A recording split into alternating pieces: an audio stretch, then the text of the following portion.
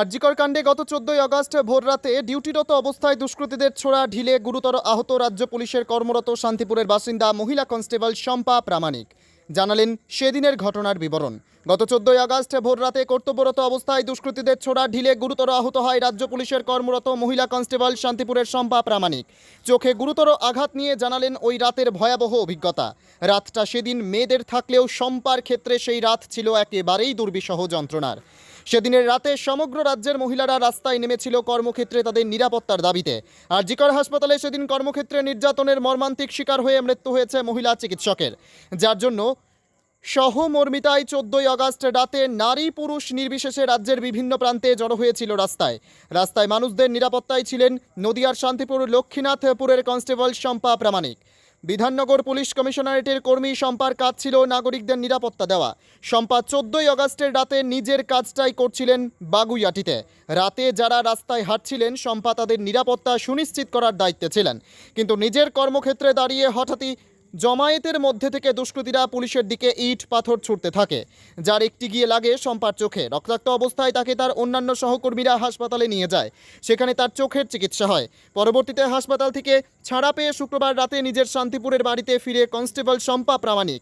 যদিও প্রশাসনিক পদক্ষেপে আস্থা আছে শম্পার, যদিও তার পরিবার এখনও আতঙ্কে যে মহিলাদের রাতের সুরক্ষার কথা ভেবে পাহারা দিতে গিয়ে শম্পার রক্ত ঝরেছিল, সেই সমস্ত দোষীদের দৃষ্টান্তমূলক শাস্তির দাবি করছে শম্পার পরিবার।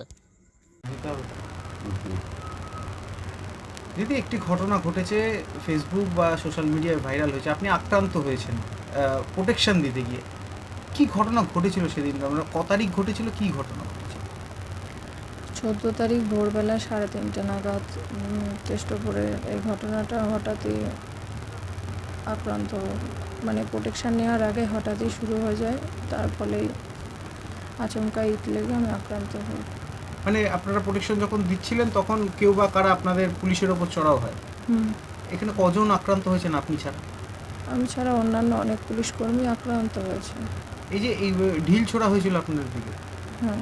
তারপর এই যে ঘটনা আপনার চোখে এসে পড়ে, তারপর পুলিশ কতটা তৎপর ছিল আপনাদের চিকিৎসা বা আপনাদেরকে উদ্ধার করার ক্ষেত্রে?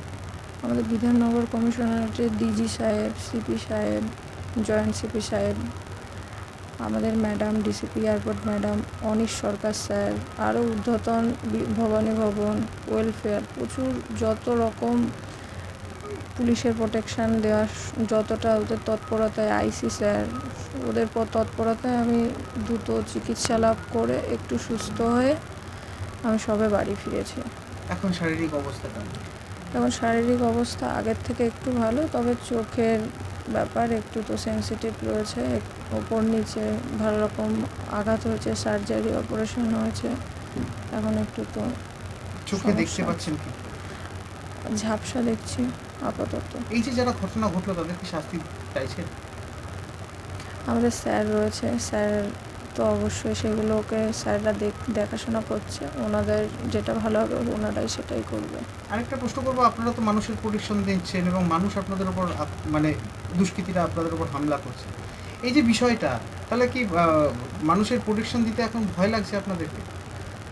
না, ভয় তো কিছু নেই, আমাদের চাকরিটাই এমন যে ভয়ের কোনো ব্যাপার নেই, তবে পরবর্তীতে আরও ভালো প্রোটেকশান নিয়ে যেন কাজটা করতে পারি সেই দিকে লক্ষ্য রাখবো। শেষ প্রশ্ন করবো যে সেদিনকে যে এই যে মব আসছিল বা এই যে ঘটনাটা ঘটলো, তখন আপনারা সেফটি প্রিকশন যেগুলো নেওয়া থাকে পুলিশের, সেগুলো নিয়েছিলেন না নিতে পারেননি?